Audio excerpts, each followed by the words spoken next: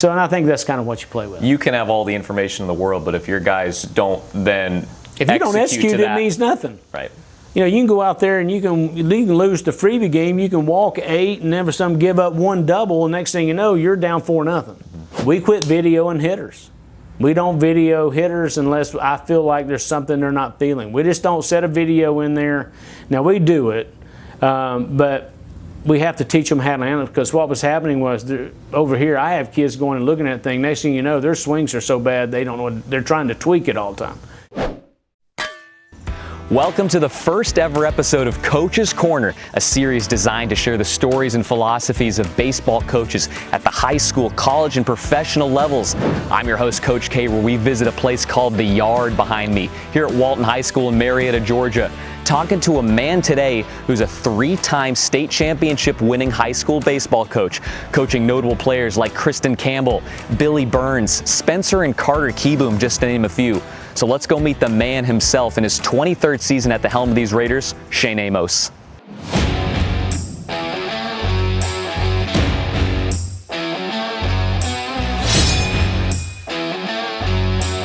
Well, I appreciate it very much. I'm glad to be a part of it. Fresh off a state champion, you swept Lowndes at Coolray Field. Describe that feeling.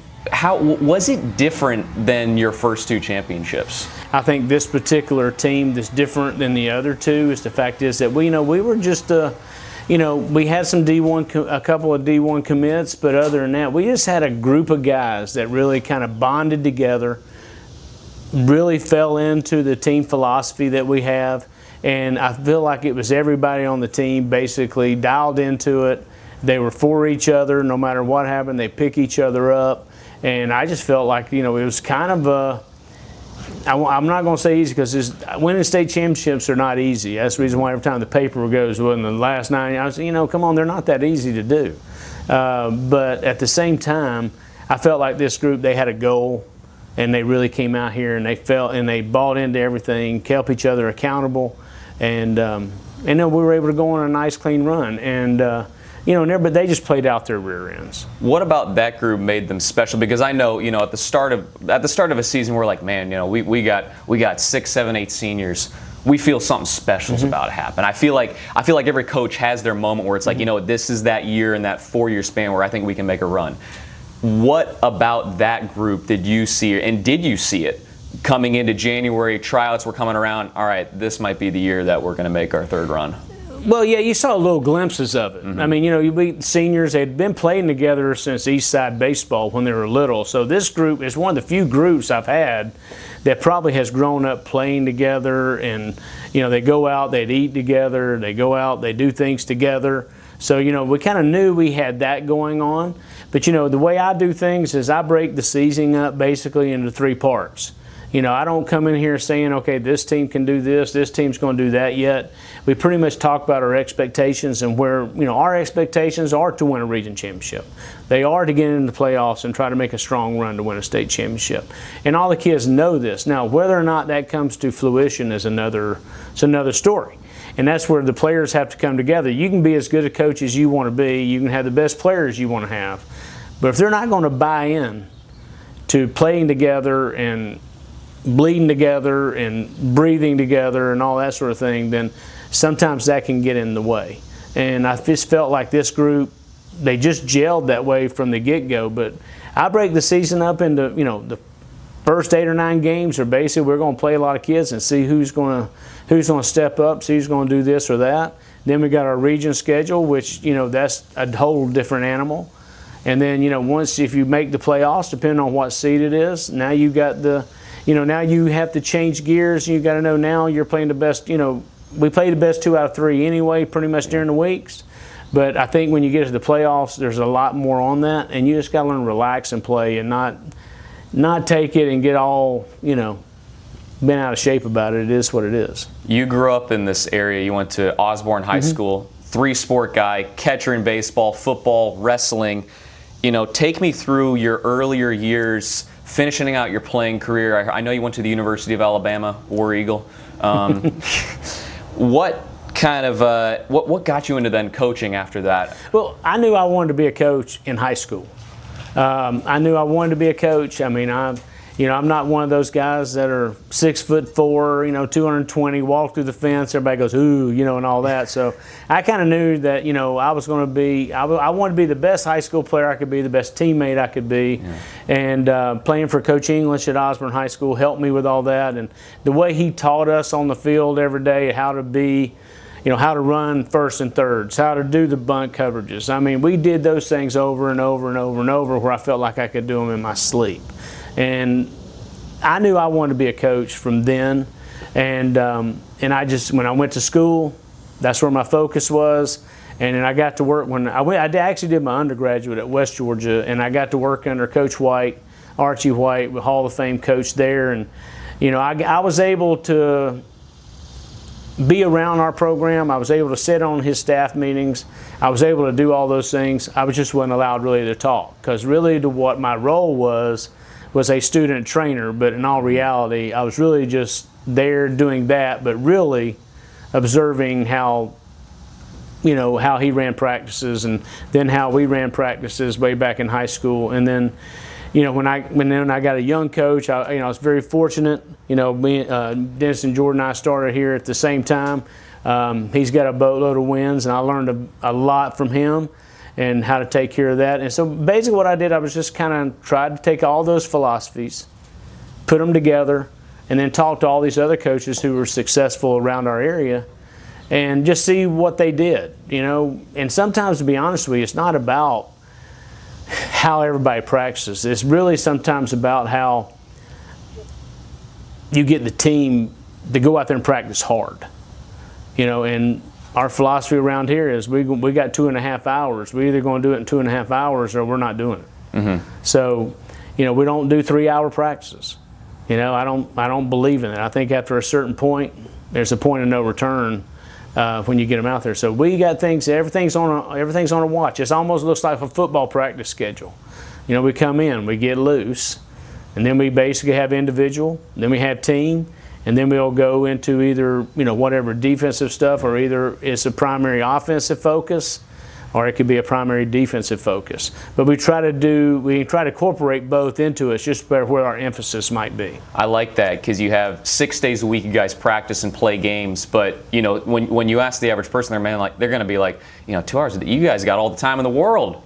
But if you don't manage that the right way, the season's going to get on you really fast, especially with you only got 2 weeks after tryouts to practice, get going, and then region plays right around the corner. How do you then manage your practices, especially at this beautiful facility now that we'll touch on in a second, that you can get the most out of your time? You mentioned kind of, all right, we're going to break this down to an offensive day. If it's raining, we're going to go to the cages.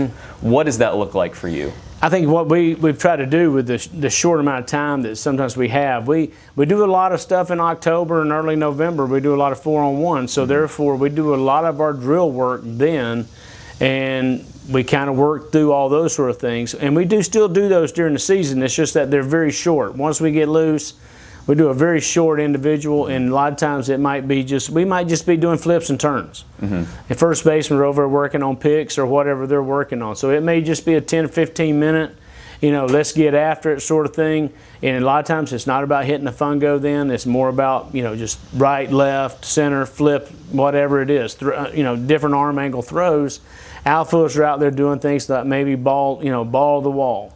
Going back and finding the fence, things like that for that few minutes. It's not just standing on the side and hitting them fly balls and stuff like that. And we do massive ground balls, but at times, but we don't do them every day as long. And then once we do that, the team stuff at the beginning, the team stuff is the longest, because even though you got some older guys, you still have to go through them.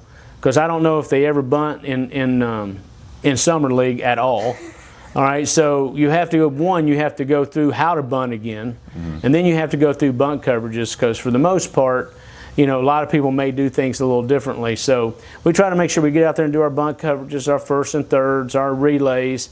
If anything you're really going to mess up, it seems like early in the year, you won't have the right rotations on your relays for whatever reason. So the little things make the big things at practice, kind Right. of what it sounds like, making sure you can do, when you do the small things, then that translates into, Right. you don't even need to think about the rest of the game at that point. Exactly. One thing I want to now touch on, you gave us the tour of the facility, the yard as you call it. I got the sticker in my pocket. I love that name. How has that made a difference for your program moving from on school grounds to now you can kind of come off and, 2 years into this field, you already have a state championship under your belt. What has that meant to you and how has that helped? Well, I think having this facility, first of all, we're very fortunate to have this facility and the way it was put in. I got a lot of input on putting it in, and I'm very pleased with it. Is there some things that could be tweaked? Sure. But that's just me being picky. But, when we basically, if you'll notice, our school was rebuilt. So our softball team needed a place to play, so they took over our old facility. And a lot of people don't still realize is that we played 2 years at East Cobb was our home field, and so we were over there practicing and playing over there, and then coming over here, everything was basically brand new. I mean, the sod wasn't even together good, and we're sitting here playing on it, but it's made a big difference. I mean, we got a hitting facility in there with 3 tunnels, 70. There's 70-foot long tunnels. We're gonna. If it rains, we're not stopping. Right. We're going to either go in there and we're going to hit. We can pull the middle 2 cages back. We can take some ground, and I call them is fundamental ground balls. We're not out here hitting laser fungos at them or anything like that. But we are in there working on skills and working on those sort of things, work on our feet. The biggest thing I think a lot of people forget about infield is your feet got to get you to the ball. You can have the best hands in America, but if you can't get to it, it doesn't matter. You touched on philosophy. Having a philosophy is important because if you don't, I've learned that you're just going in blind to a lot of situations. If you look at the way you started here 20 years ago and coached and your style, how has that changed when you first came in here trying to build a program to now you're an established guy, you know what you're doing, you just got a new facility? What did that look like? Well, first of all, I think you're constantly learning. I don't care how long you've been into this thing. I try to learn something every year and something that's going to help our program. But as far as when I came in, it was just, a lot of times it was me and one other coach. So now I've got the opportunity, I've got a great coaching staff here, and cutting your coaching staff loose and letting them coach has probably been one of the best things I've done. You don't want to be a control freak. I mean, there is some times that I'll in the office, I'll say, why did you do that for? And they have to explain it to me. If I agree with that, then fine. If not, we tweak it.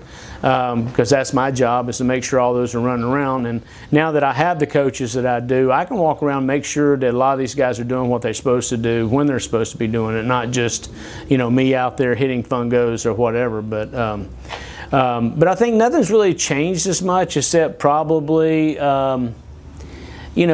our philosophies have always been that. Like on the mound, it's basically our strike. Our first philosophy is strike one. Yeah. At the plate, our philosophy is look for a good ball and drill it. And defensively, secure the ball. The ball is your best friend. And secure the ball. Don't make unnecessary throws. Keep it simple. Kind of use the old KISS method, if you will.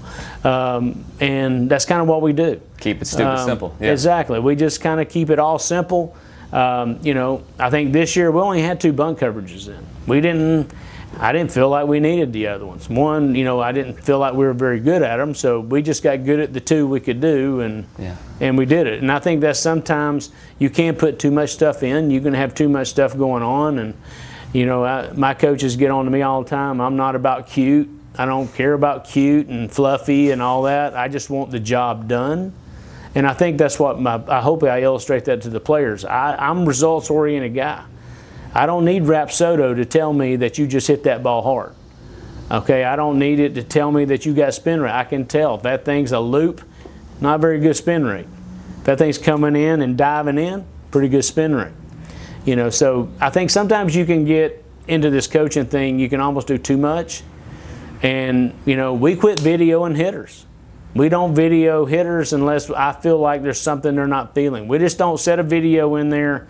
Now, we do it, but we have to teach them how to handle it, because what was happening was over here I have kids going and looking at that thing. Next thing you know, their swings are so bad they don't know. They're trying to tweak it all the time. And I think sometimes keeping it simple and not overdoing it, I think is a good key to it. You mentioned your assistant coach is something near and dear to my heart. I'm in my third year of coaching, and one of the things is I'm always trying to learn and get better. What is the responsibility of a good assistant coach? How can an assistant coach assist you to the next level? Say if you got to work with your pitchers, because you can't do everything. Right. You're taking care of the field and doing this, that, and the other. It's a whole. It ain't just as simple as, all right, let me just go take care of the 9 guys on the field. It's right. I got to do this, that, and the other. What can a good assistant coach do for you? Well, they just take things off your plate. It's one of the things. I got some that do, the video stuff, just like some of here. I mean, I got a guy that does he'll do all the social media stuff. I'm an older guy. I didn't grow up with it. So, now my young guys take that over. Coach Orr kind of does a good job on that for us. And the other guys are in here, and, I got guys over in pitchers. I can be out here working infielders, and I'm very pleased with. I can just cut my pitching coach loose and let him do what he's going to do over there. Do I have my philosophies on some things? Sure, I do. All right, but I let them coach, and I try. I don't go behind them. I don't embarrass. They coach it, and I want them to have ownership, because when they have ownership, they have bought into the program. I think the kids see that. And then I think the kids will buy into it, because it's not just fact just because you're enrolled here at Walton High School. It's fact is you're going to buy into what we're doing and the philosophies, and buying into what we're doing as a team, or you're not. That leads me to my next point, is when you got 20, 25 guys in a varsity clubhouse, not even to mention the JV guys coming through your system, 50 guys. What do you do that brings accountability to them? How are they going to show up every day and play baseball the Walton way? Well, first of all, they've been through it. But the biggest thing is they have to hold each other accountable. I can hold them accountable in the coaching way, as I call it. But they got to hold each other accountable as teammates. Because when you start talking about being a good teammate, that don't mean that you're just all, oh, that's okay. All right? You can keep missing that bait. No, it's not okay. They need to get on each, but they need to be able to take that from their teammate. When they're not feeling good that day. When this guy comes up behind them and say, come on, hey, you got only 15 more minutes. Come on, suck it up. They just got to hold each other accountable. And I think they can do that without ruffling the feathers. And we have to talk a lot about that, because some people don't like their teammates criticizing them, whether constructively. It could be very constructive. And we have to talk about what constructive criticism versus non, because they don't get it. Just because my voice is loud doesn't mean that I'm getting on to you. If we got the music on, it's probably because I'm just trying to make sure you hear what I'm saying. And I think the accountability factor is what I feel that's important for teammates. And it's the same thing in the locker room. It's the same place if they go to Chili's and eat. They need to hold each other accountable, that they're not out there doing silly things that's going to maybe hurt their baseball career. Both on and off the field. Yeah, both on and off the field. Because, I still have a philosophy. I'm the old school guy that I feel like we got to grow up some of these young men, and because baseball's only going to go so long for you. Eventually, you got to get out and make a living. You got to raise a family, and you can't fold just because things get tough. I know you're a catching guy, but you're starting to work with infielders more now.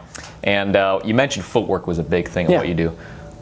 I want to get out on the field, and I want you to kind of show me how you'd work with an infielder now. You ready to do that? I can do that. We'll try to run you through. We'll see what you got. You got some nice white shoes, and it's pretty dry, so we'll see what happens. Let's do it. I'm down for it.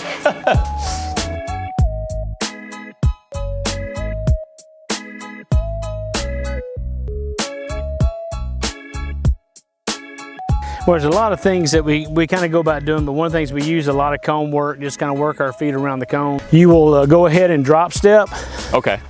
Or you can kind of drop step. I got to see how this is going to bounce on here first. So I'm here, and then I see it, and then I'm reacting to my backhand and so side. I'm just going to, right there, and we'll just kind of see that. Okay, so here we go. Boom, ball's hit, I react. Whoa, well, here we go. That's what I'm saying. You don't get true bounces sometimes on this. Ball's hit. All right, so we'll do those. We'll also do them to the forehand side too, okay, where so all of a sudden you're there. Boom, oh. See, it hits a soft spot in there and it just goes down. It'll work from the ground up. There we go. And just like kind of work different ground balls. But the biggest thing is, it's just you moving your feet. We always do every drill facing the infield like you want to do here. And we also want to, anytime we finish, we want to finish to our target and where we're throwing it. One of my pet peeves is when we finish the drill, then they go put it in the bucket. They got to finish the drill, okay, and into a good throwing position at that point. And you know what I love is that each position, you're getting live reps. So even though it's a drill, right, you're still at your home, right, to where, all right, I'm getting reads. This is what I'm seeing every day right now. And that seems like a big difference is that, all right, you know, for hitting, you know, I can go hit 1,000 balls in the cage, but if I'm not at home plate, seeing what it looks like coming out of the pitcher's hand against that blue hitter's eye, right, it's a whole and we do animal. the same thing in the outfield. I mean, any outfield drill that we do, if we got a partner, they throw into the infield. We don't throw into the outfield fence. So everything's always worked in where they can see all the aspects of it. So that's kind of the proof in the pudding right there. All those state championships comes down to footwork. I think we can kind of get back, talk a little bit more philosophy stuff, and that's the coaching up segment. I'm gonna go get my errors now. So those were just bad throws.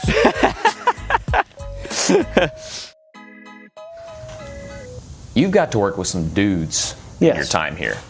I mean, this is back when I was at Roswell. There was Zach Christofak, Luke Bartnicki, and he was also a swimmer and threw a no-hitter against us.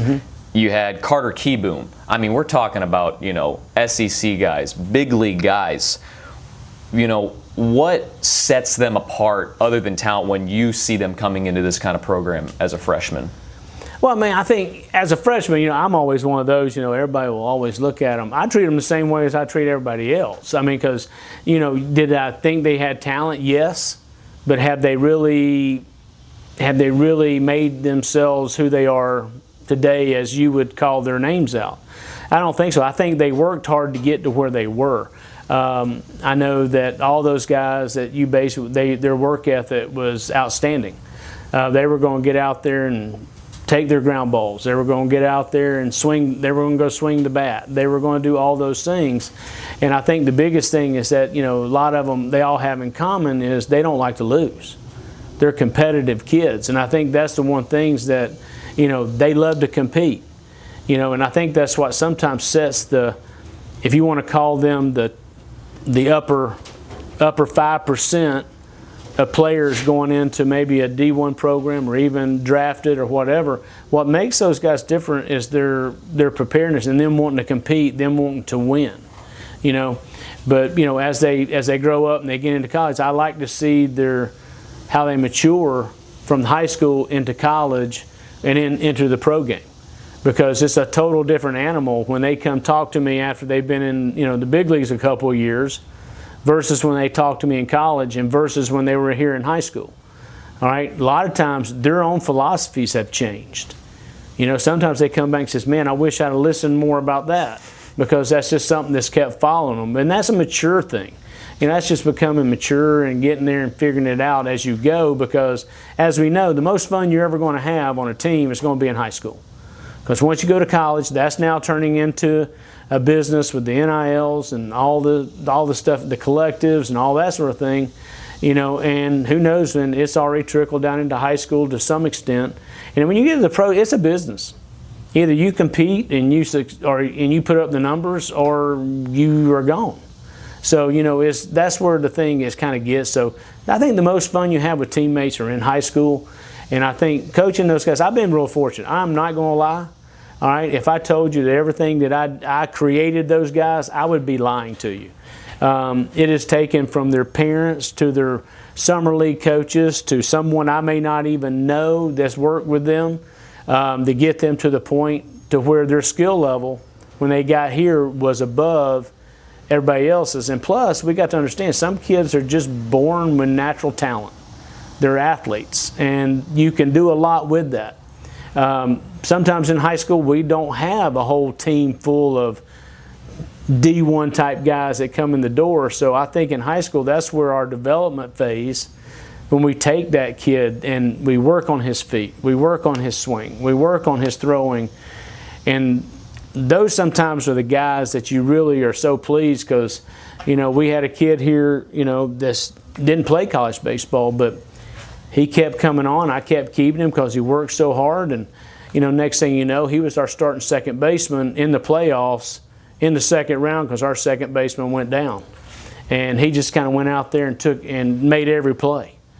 And, you got to tip you. It's always that. In 92, it was our number 9 hitter hitting 2 doubles with 4 RBIs in the final game to win that series, to win that championship way back in the day. It was, and besides luck is involved in some of it. Even I don't really believe, I think you create that. But, there's a lot of fortunate things that happen every year to get us to where we had to be. But I think those guys being where they are just up the level of the other kids because they wanted to be like those guys, and nobody's going to swing a bat, like Rooks and Jared Jones did. I mean, those guys just had natural power. And when the ball came off the bat, it sounded different. Christian Campbell is playing for the Red Sox. Balls sound different when it comes off their bat. I don't care where you are. You know who's hitting. You don't have to turn around and look at it. And so, and that's what we try to get everybody to work on.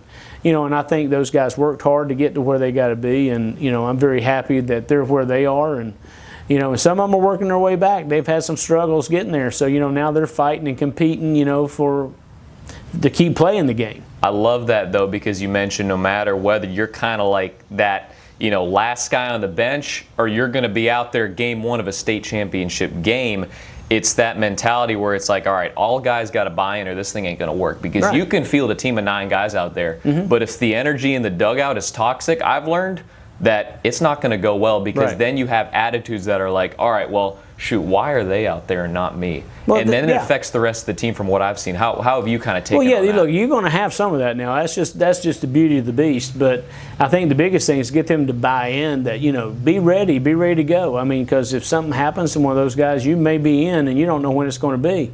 Our number 3 that pitched against, North Gwinnett this year.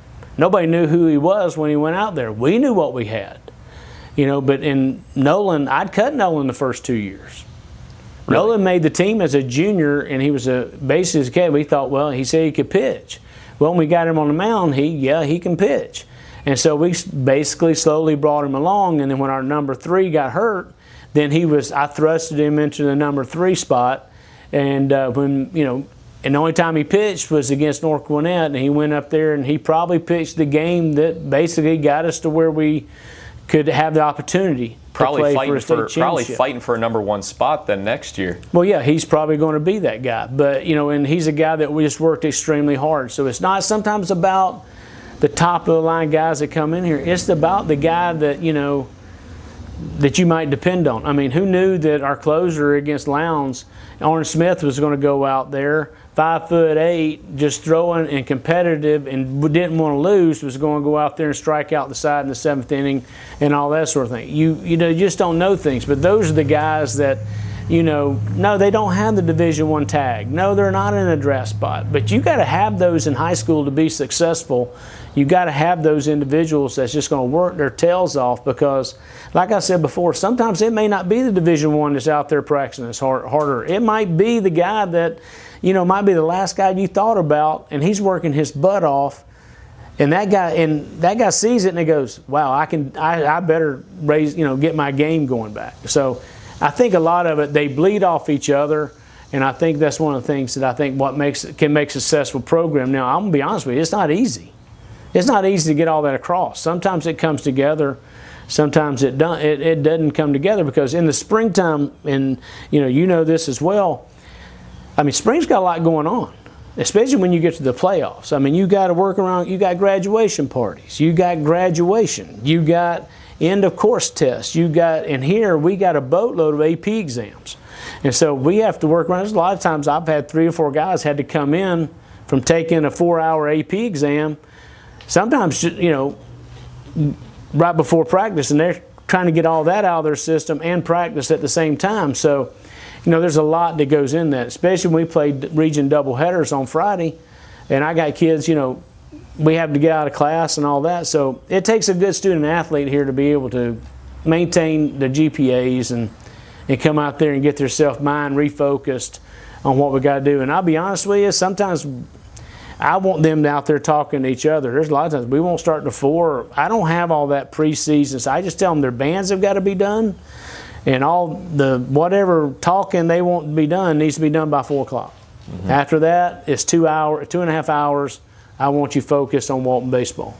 And after that, you can go whatever. But I learned that from Coach McDonald. I mean, Coach McDonald over at Wheeler. One time he had a whole group of them sitting up in the bleachers. I said, why are they sitting in the bleachers? He said, well, they'll come down. They come down when they're ready to practice.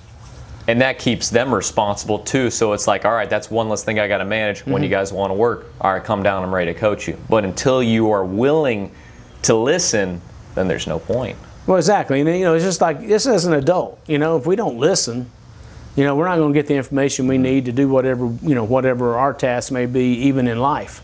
So, I think that's one of the things. And I feel like this too. I think the longer sometimes you go, the attention span's not there. Yeah. One of the things that a guy I looked up to, Ron Washington at the big league level, and one thing he does with his players to kind of keep them accountable is that, all right, we can do it one of two ways. We can do it your way or we can do it my way.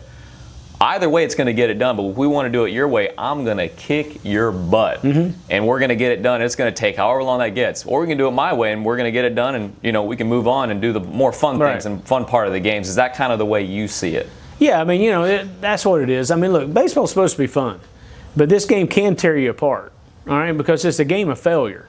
There's only one positive stat, and that's fielding percentage, all right, if you look at it. Everything else is negative.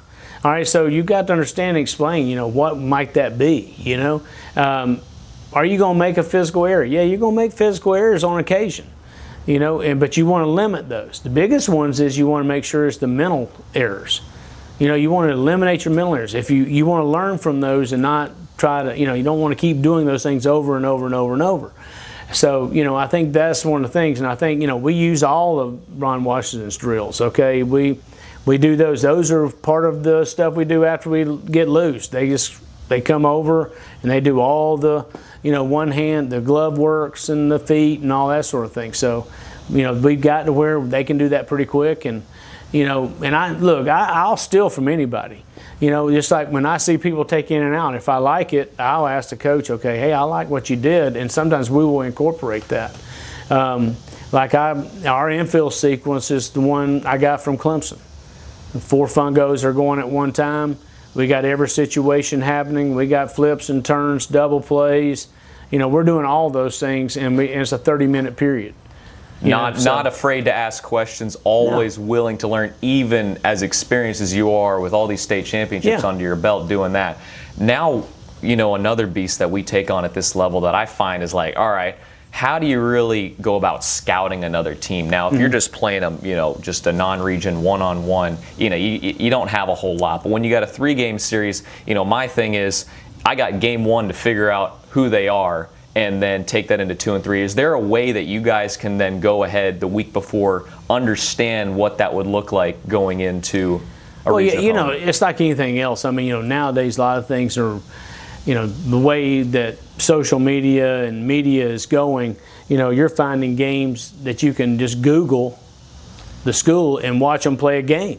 And you can see, you can sit there and see all those sort of things. So it's not, that's one thing that's changed that, we've looked at is, you can look at a game. You can watch a pitcher throw, and they got them all on there. I mean, they got different avenues that they do that. And, we get a lot of stuff. We just, we just pick off maybe Perfect Game stuff and their websites, and, and we just pick more. That's what we do. We keep records on when we play region, especially region play. I mean, we keep, everybody does this. We're not the only ones. We keep every at-bat of a kid. If it's a freshman, we might have 3 sheets of at-bats. We might have 60, 70 at-bats on the kid. And these guys that are new coming in, we may not know as much. But at the same time, that's really kind of what it is. And I think sometimes you can put too much into it because it's really simple. I mean, your pitcher's still got to hit spots. Okay, we still got to field the ball and throw them out. So I think sometimes you can get too much involved in that. But because to me, my assistant coaches do a lot of that. I get it. I look at it. But mainly, all my stuff is in-game adjustments. That's what I do. That is my strength, I feel, is that in-game I try to see what they're trying to do to us at the plate and try to relay that to our hitters. and the same and vice versa. I try to see what they're trying to do on the mound as well, but I try to see what they're doing at the plate. Are they a small ball team? Are they going to steal bases? I already know this going in because I know the coach. I know when you go play Hillgrove, you better be ready for first and thirds, because if not, he's going to embarrass you. And he should, because he's very strong at it. He's got team speed. And I think there's a lot of teams, some teams bunt more than others. There's some teams that won't bunt at all. There's some teams that never throw over. All right, so, it's just that those are all little bitty things that are just in-game stuff that every coach does. And it's just a matter of that. But I don't think you can – I still think you can win a lot of games without having – you don't have to have everything like they have in college and pros now, where you can pull up every analytic they got and you can do all those things. It's real simple. Either they're going to hit or they're not. All right, a lot of them are pull side and they're not going to change it. And that's where you see some of the shifts. Even pro guys have a hard time going away. Plus, if you got a good pitcher on the mound, you're pitching him to pull the ball. Mm-hmm. Throw him in. Don't throw him away. All right? So it's a lot that goes into it rather than that. In the high school level, we all know it'd be great if you had a pitcher that's going to be able to go 70, 80% on hitting their first pitch and their accuracies where they want to be. If that, and I think sometimes you can get burned with that, but in most part, the tendencies, if they pulled the ball, and I got a sheet on here and I said, look, he's pulled 50 of the 70 at bats. Well, yeah, we're going to move over there. If you hit it over there, I'm giving it to you. Mm-hmm. So, and I think that's kind of what you play with. You can have all the information in the world, but if your guys don't then if you don't execute, it means nothing. Right. You can go out there and you can lose the freebie game. You can walk 8 and never some give up 1 double, and next thing you know, you're down 4-0. Mm-hmm. So, it's just about, you still got to go play the game. You can have all the information you want, but you still got to go out there and field it, throw it, and hit it. How do you build leadership in your program? I'm one to see it as, there's some guys born with it, but at the end of the day, you got to learn to follow before you can lead to some extent. Mm-hmm. You had to learn that from somewhere to say, I can take this group and be confident in who I am, mm-hmm. and then go out and display that, and then lift others up to that next level. How do you guys I think leadership is tough. It's a tough one. A lot of people say, you're born with it. Can you learn leadership? I think you can. But at the same time, you got to understand, to be a leader, you've got to understand you may fail. I mean, all of us that are head coaches around this area, we have failed just as much as we've been successful. And I think by your failure sometimes is where you grow. I probably grow more from a loss than I do a win. And the thing is that, it's not about taking those losses and being overcritical. It's finding out, okay, what contributed to that? Was it my fault not having them prepared for it? Or was it basically their fault, maybe a lack of focus? So I think when you start talking about leadership, it's just to understand that, you got to a lot of kids don't want to put themselves out there in front of their teammates. That puts a lot of pressure on them that they don't like. What was different about the group that we had this year that I thought was important is I thought the whole senior class was basically the one leader. They all got together well. They handled our younger underclassmen well. They were always taking somebody under their wing, putting their arm around them. They'd always talk about them. They'd eat with them. So I think that was some of the things that I think, and I didn't do any of that. Now I didn't go say, okay, this one's paired with you, this one's paired with you. That just happened. Mm-hmm. And we have players sometimes that happens with, and we also have some players, want to pull their senior weight, if you will, and we have to step in every now and then. But for the most part, this group did not do that. They pretty much had rode through it. They're the ones that led. They led the drills. They pretty much by example. And we had a couple. That were more vocal than others. But most of them were basically by example. And, it doesn't matter. We had a couple of guys in the dugout that were just as good leaders in here as the guys we had on the field. So it also helped coming off and those guys doing their role too. Kind of transitioning, I love a good coach's speech. Pre- and post-game talks. One guy I look at, Mike Bianco at Ole Miss, mm-hmm. and he's a big story guy. He's going to mm-hmm. get involved, making sure that his guy, he's going to use metaphors and just really kind of relate to what that moment is for his team. Tell a story that maybe he heard, that day or that he experienced in his life, mm-hmm. and it kind of resonates. Are you that kind of guy, or how do you get messages to your players? Well, I get messages to them during the week. I'm not I don't do real big pregame speeches. There's a couple, there may be a couple of times I'll have my moments that I'll give them something good, but I'm not one of those that sits in my office trying to come up with something right before the game. I look at them this way. I said, look, if you guys ain't ready to come out here and win, then why are you here? But I think they see it through me. I'm pretty intense when it's in here. I can talk the horns off a billy goat when I want to, but usually on game days or big games, I kind of quiet down. I'm more into that. I internalize more and I external everything. So I think the kids see that. I mean, I know probably my coach do because I feel like they leave me alone. I think they do that on purpose. But at the same time, I think that I do a lot of stuff like that during the week or the day before. We talk about everything. And then when we get to the game, it's about playing the game. As we transition into kind of like your legacy and impact that you have on guys through your program, if I ask one of your former players, what kind of coach, what kind of person are you? Mm-hmm. What would that answer? What would you want that answer to be? I kind of think not that I would like to say it's not the fact is whether or not they say I'm a good coach. I want them to say that I learned this from you, and it would be more like how to get yourself ready for a game, how to compete, how to be a man, all right, how to take the adversity and how to fight through it. Because we talk a lot about that, because adversity happens to all of us. And I talk a lot about that. It's how you handle it's what's going to make you the man you are. Mm-hmm. And I think that's one of the things that I drill across. And I guess that would be the kind of the subject area. Because we do talk a lot about that, because we've had a lot of people come through this program that they've had some adversity before they even got here, or they've had something happen to them, here, a death of a loved one, or even maybe a parent or even a grandparent that they were close to. So, learning how to come through that is probably more important to me than whatever they do in the game of baseball. Is how they come through that and how they handle all those situations. You got a freshman coming to you for the first time, and mm-hmm. now he goes through the 4 years mm-hmm. of your program. Is there like one thing that if there's one thing that you could pick out, what do you want him leaving with? I want him leaving here being a good teammate, and a good leader. Not necessarily a vocal leader, but I want him to leave here knowing that if baseball doesn't work, he can handle life.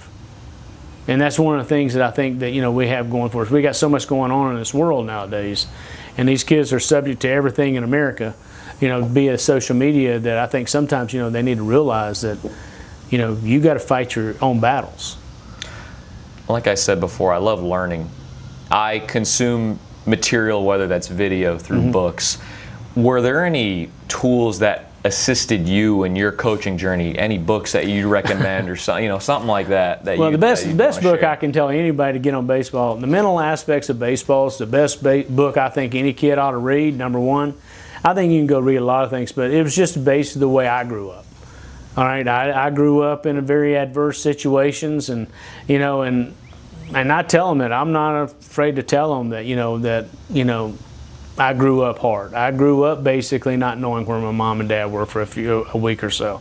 I grew up, with a brother that was, on drugs, parents that are alcoholics and all that. So, I try to tell them that I'm a prime example of that, you got to fight through it. You can't let those situations dictate your life, that your life is your own journey, and you got to make it whatever you want it to make it. You've been a coach since, 1995? 86. 86. Right. I got that wrong in my notes. That's okay. A lot of people forget how old I am. I was actually looking at your biography on the website, so I was kind of reading through that. So I was like, I'm trying to piece information from that. Is there one or two moments that that just stand out above the rest in all your years of coaching? That you're just like, whether it's funny, sad, you got an umpire that's just like giving you the hardest time in the world, or what? Well, I like the. Earlier in the days, you could get into umpires a little bit, have a little fun with it, and, they wouldn't say anything to you. They let you whatever. You go back to the dugout, the game continued. Now that's totally changed. They don't want any of that, so you can't even hardly go out there and breathe without being thrown out of a game. And, I try now. Those things have changed. I don't go out. I don't do any charging. I really don't yell at them anymore, or anything like that. But it's just like there's always something funny that happens. We're sitting over at Alpharetta one day. The wind's blowing like crazy. I have a 145-pound shortstop out there, and all of a sudden he sits there, and the wind starts blowing. He falls over and hits the ground. Well, everybody's laughing. It's funny. Well, all he did was switch his feet, and his cleats got caught up in his shoelace, and he falls down. But it was just at the point where it looked like the wind blew him over. So that was funny, and he'll still come. He's even coached with me before, and we'll talk about that. And it was funny. It was hilarious. But that was a funny thing. But my whole journey here has just been nothing but a dream for me, and I'm successful. It's a God thing. It's just, he put me in the right place, and, and that's the reason why I've been successful in the way it is. And, and I just enjoy coaching. I mean, this is year number, 39 or 40, I can't remember. And, I'm allowed still to come out here and teach part-time and be the full-time head baseball coach, and I'm very fortunate in that. And this is something I love to do. This is something that, I don't know what I'd do if I wasn't out here doing this. I mean, yeah, I play golf, but not very well. So, I enjoy being around the guys, the kids. I like seeing them develop. I like working with kids. And sometimes you feel like beating your head against the wall, sure. But when it clicks and you see them being successful, that's what the moments are. That's where the happiness, like when you win state championships, that's great. But my message to all the other coaches out there is that you work just as hard as I do. You really do. And a lot of times it's about the players you have come through your program, and they might set you up a little bit for success. But for the most part, you're working just as hard as I am. You're out there doing the things. You may not have any state championships, but you're meaning a lot to those kids. And I think that's where we got, because I tell you, in the state of Georgia, we might have some of the best coaches, I think, in the nation. I really do. Top to bottom, from the top of the state to the bottom of the state. We got coaches who care about kids. Now, yeah, we want to win. I'm not going to sit here and tell you that none of us want to win. That I would be lying to you if I told you that, yeah, I just want to come out here and that's not important. But there is times where, like I said, seeing what those kids do, is very important. When the kids come back to see you, when they come back to visit, and they bring up these things, or they're coaching themselves, or they're now coaching their own kids. I think that's what, is fun when they come back and talk to you and we have those conversations. I think that's what makes this thing so enjoyable and so much fun. All right, Coach, here at the yard, we're walking the line. Let's get to these easy, we'll see how that goes. All right, here we go. Bunting, overused, underrated? I think they're underrated. I think bunts are one of those things where I think that you need to incorporate in your game. I think moving people around are important. If I gave you $10,000 to spend on your program today, what's the first thing you're buying? Oh, man. That's a really good question. Probably buy some more screens where I can protect more people out here. I like that. Opposing hitter hits a home run and just pimps the heck out of it, and just absolute disrespect. Are you hitting him next time he's going through the order? No, I'm not going to hit him, but he's not going to see anything straight to be able to do that again. Have you been ejected? I've only been ejected one time. Just one time? Oh. Right, one time. A guy you hate coaching against, but respect the hell out of? I would have to say that'd be Dave Richardson over at Hillgrove. He's one of the best coaches around here. Music at practice over the loudspeakers, yes or no? Yes. Are you superstitious? A little bit. Not as much now as I used to be, but I did wear the same jacket without washing it all the way through the playoffs. What's your number one pregame routine or ritual that you do? To be honest with you, I try to play some video games to get on my phone to kind of get some things off my mind. Then I come sit in the dugout by myself for about 30 minutes while they're hitting, and just kind of get my lineup card together and what my subs are, who my pitchers are coming in, and I write all that onto my card where I'll know who's coming up next. Last one. Would you rather win a state championship or coach a future Major League Baseball Hall of Famer? I'd rather win a high school state championship, to be honest with you. those guys, you know, who knows if you're ever going to have a Hall of Famer. I hadn't had one yet, but not saying it won't happen. Always going for more. Guys, that'll wrap things up from the yard. Walton head coach Shane Amos, we appreciate the time. You know, better coaches, better players, better people through the game of baseball. That's what the Coach's Corner is about. Coach K, we'll see you in the next one.